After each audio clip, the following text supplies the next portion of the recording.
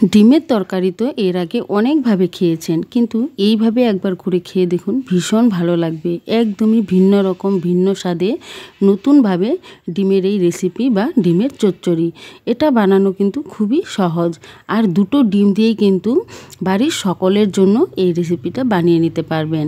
তো এর জন্য প্রথমে আমি একটা বাটির মধ্যে নিয়ে নিলাম দুটো ডিমকে ভেঙে নিয়েছি। এবার একে একে সব উপকরণগুলো দিব। দুটো ডিমের জন্য এখানে দিয়ে দিচ্ছি আমি বেসন দিয়ে দিলাম আমি 2 টেবিল স্পুন। এবার দিয়ে দিচ্ছি দুটো কুচানো পেঁয়াজ, দিয়ে দিলাম সামান্য একটু লবণ, পরিমাণ মতো লবণটা দিতে হবে। এবার দিয়ে দিলাম হাফ টেবিল স্পুনেরও কম একটু হলুদের গুঁড়ো, আর দিয়ে দিলাম কাশ্মীরি লঙ্কার গুঁড়ো বা ঝাল লঙ্কার গুঁড়ো, যেটাই চাও সেটাই কিন্তু দিতে পারবে। আর দিতে পারবে কাঁচা লঙ্কার গুঁড়ো। তো আমি কাঁচা লঙ্কাটা স্কিপ করে গেলাম, কেননা এটা আমি বাচ্চাকে দিব, এর জন্য কিন্তু দেইনি। তোমরা চাইলে কাঁচা লঙ্কা কুচি করেও দিতে পারবে। এবার খুব ভালো করে হাত দিয়ে এই ব্যাটারটা তৈরি করে নিতে হবে। এটা যেহেতু আমরা বড়ার শেপ দিয়ে তারপরে তরকারিটা রান্না করব, এর জন্য খুব ভালো করে হাত দিয়ে ব্যাটারটা সুন্দর করে তৈরি করে নিতে হবে। এই ফেটানোটা যতটা ভালো হবে, বড়া আকারগুলোও কিন্তু খুব সুন্দর হবে। তো দেখো, এইভাবে আমি তৈরি করে নিয়েছি। এবার বসিয়ে দিব কড়াই উনুনের মধ্যে। তার আগে আলু কেটে রেডি করে নিয়েছি। আলুগুলোকে যেভাবে আমরা আলু ভাজা করার জন্য কেটে নেই, সেইভাবে কেটে নিয়েছি। এবার কড়াইয়ের মধ্যে তেল দিয়ে দিয়েছি। তেলটা গরম করে তারপর কিন্তু এই বড়ার শেপগুলো দিয়ে দিব, যেটা ডিম দিয়ে আর বেসন দিয়ে তৈরি করে নিয়েছি। এবার হাত দিয়ে সুন্দর করে গোল গোল যতটুকু পারবে সেই হিসেবে শেপটা তৈরি করে নিতে হবে। বন্ধুরা, এই রেসিপিটা একবার হলো বাড়িতে বানিয়ে খেয়ে দেখবেন। গরম ভাতে কিন্তু ভীষণ ভালো লাগে খেতে, আর একদমই অন্যরকম। পুরো ভিডিওটা দেখবে, আশা করছি তোমাদের সবার খুব ভালো লাগবে। তো এখানে আমি প্রথমে 3টা দিয়েই ভেজে নিচ্ছি কড়াইটার মধ্যে। এবার এই পাশটা হয়ে গিয়েছে, ওই পাশটা উল্টিয়ে দিব।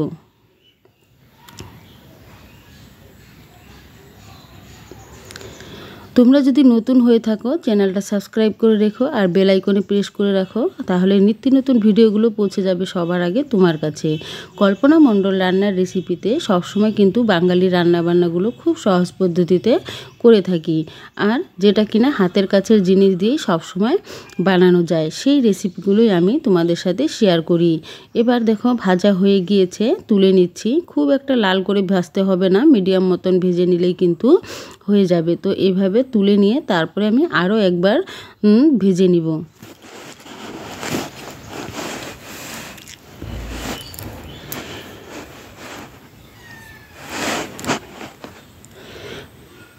এবার কিন্তু সবগুলোই আমি দিয়ে দিয়েছি, সুন্দর করে উল্টিয়ে পাল্টিয়ে ভেজে নিব।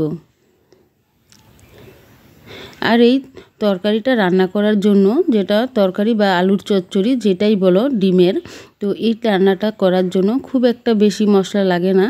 তো অল্প কিছু মশলা দিয়েই কিন্তু এই রান্নাটা করে নিতে পারবে। আর পুরো ভিডিও দেখে বন্ধুরা কমেন্ট করবে। তোমরা অনেকেই স্কিপ করে চলে যাও, ভিডিও না দেখে কমেন্ট করে দাও, তো সেটা করবে না, অবশ্যই পুরো ভিডিওটা দেখবে। আর খুবই ভালো লাগবে। এই রেসিপিগুলো কিন্তু খুব সহজ বানানো, আর একদমই অন্যরকম ভিন্ন স্বাদের। তো মাঝে মাঝে এরকম ভিন্ন ভিন্ন রকমের রেসিপিগুলো বাড়িতে বানিয়ে নিলে খুবই কিন্তু ভালো হয়। এবার কড়াইয়ের মধ্যে আর অল্প একটু তেল দিয়ে তারপরে ফোড়নে দিয়ে দিলাম সাদা জিরে, যেটা ফ্রেশ একদম জিরে হয়, সেটা সামান্য একটু জিরে ফোড়ন দিয়ে দিলাম। আর দুটো কোচানো পেঁয়াজ, সেটা কেটে নিয়েছি, ফোড়নে দিয়ে দিলাম। পেঁয়াজটা একটু লাল করে ভেজে নিতে হবে। এবার এখানে দিয়ে দিব আমি আদা রসুন বাটা। একসাথে আদা রসুনকে আমি পাটায় বেটে নিয়েছি। আদা রসুন বাটা দিয়ে দিলাম। এর কাঁচা গন্ধটা যাতে চলে যায় সেই পর্যন্ত আমরা ভেজে নিব। এখানে 1.5 থেকে 2 মিনিট ভাজলে কিন্তু এর কাঁচা গন্ধটা চলে যাবে। একটা টমেটো বাটার পেস্ট দিয়ে দিলাম। টমেটো বাটা দিয়েছি, এর কালারটাও সুন্দর হবে আর তরকারিটা খেতেও কিন্তু ভালো লাগবে। তো এইভাবে সব মশলাগুলোকে আমি কষিয়ে নিব। শুকনো মশলাগুলো কিন্তু এখনও দেইনি, এই মশলাগুলো ভেজে তারপর কিন্তু দিব। এখন দেখো দিয়ে দিলাম হাফ টেবিল স্পুন হলুদের গুঁড়ো, হাফ টেবিল স্পুন দিয়েছি লঙ্কার গুঁড়ো, হাফ টেবিল স্পুন দিয়েছি আমি ধনিয়ার গুঁড়ো, হাফ টেবিল স্পুন দিয়েছি জিরার গুঁড়ো। এবার দিয়ে দিলাম সামান্য একটু জল যাতে মশলাগুলো পুড়ে না যায়। এইভাবে মশলা কষালে মশলা কিন্তু পুড়ে যাবে না আর খুব ভালোভাবে কষিয়ে নিতে পারবে। অনেকক্ষণ ধরে মশলাটা কষিয়ে নিতে পারবে। মশলাটা যত ভালো কষানো হবে তরকারির স্বাদটাও কিন্তু ততটাই ভালো হবে। তো এইভাবে দেখো মশলাটা আমি খুব ভালোভাবে কষিয়ে নিচ্ছি। মশলা কষানো হয়ে গিয়েছে, এবার দিয়ে দিচ্ছি আলুগুলো কিন্তু আমরা যেইভাবে আলু ভাজা কাটি আলু ভাজা করার জন্য সেই রকমভাবেই কিন্তু আলুগুলো কেটে নিয়েছি। এবার আলুগুলো দিয়ে দিলাম।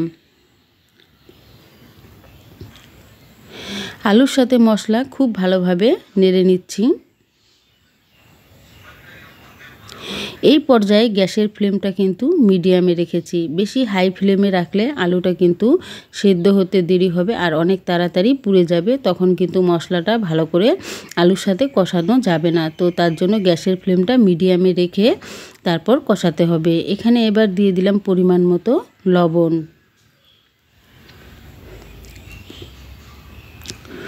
লবণ দিয়ে ভালো করে নেড়ে চেড়ে এরপর এখানে ঢেকে দিতে হবে যাতে খুব তাড়াতাড়ি সেদ্ধ হয়।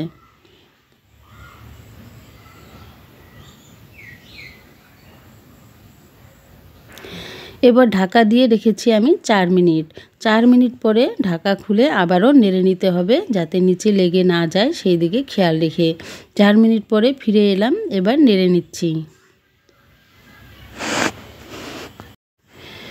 খুব ভালো করে নেড়ে নিতে হবে। এইভাবে কষাতে কষাতে আলুটা কিন্তু সেদ্ধ হয়ে যাবে। দেখো আলু কিন্তু আমার সেদ্ধ হয়ে গিয়েছে। তারপর এখানে দিয়ে দিব জল। জলের পরিমাণটা তোমাদের আন্দাজ মতো দিবে। এখানে আমি কাপ দিয়ে 2 কাপ জল দিয়ে দিব। 1 কাপ জল দিয়ে দিয়েছি, পরে আমি আরও 1 কাপ জল দিয়ে দিলাম। তাহলে এটা যতটা ঝোলটা ফুটবে তারপর আমি আবার ডিমের বড়াগুলো দিব, এরপর কিন্তু জলটা অনেকটাই কমে যাবে। তো এইভাবে বেশ ভালো করে নেড়ে তারপর আমি আবারও ঢেকে দিলাম। খুব সুন্দর ফুটেছে, ঝোলটা কিন্তু ভালো করে জালও হয়ে গিয়েছে। এবার আমি দিয়ে দিব সেই ডিমের বড়াগুলো। এই ডিমের বড়াগুলো দিয়ে আরও কিছুক্ষণ জাল করে নিতে হবে। বন্ধুরা চলে যেও না, এখনও কিন্তু মশলা আরও বাকি আছে। তো এইভাবে দেখো ডিমের বড়াগুলো দিয়ে দিচ্ছি।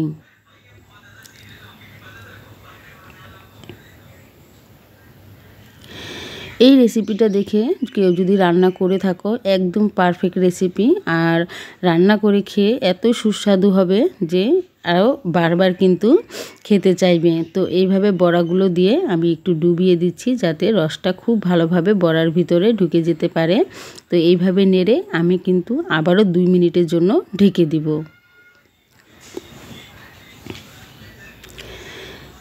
এবার 2 মিনিট পরে ফিরে এলাম। খুব ভালোভাবে কিন্তু রসটা ঢুকে গিয়েছে। বড়াগুলো কিন্তু দেখো খুব সুন্দর ফুলেছে, যাতে যখন এই রসটা ভালোভাবে ঢুকে যাবে তখন কিন্তু এটা আপনার থেকে সুন্দর ফুলে উঠবে। তো এইভাবে দেখো হয়ে যাওয়ার পর হাফ টেবিল স্পুন দিয়ে দিলাম আমি গরম মশলার গুঁড়ো আর ধনেপাতা।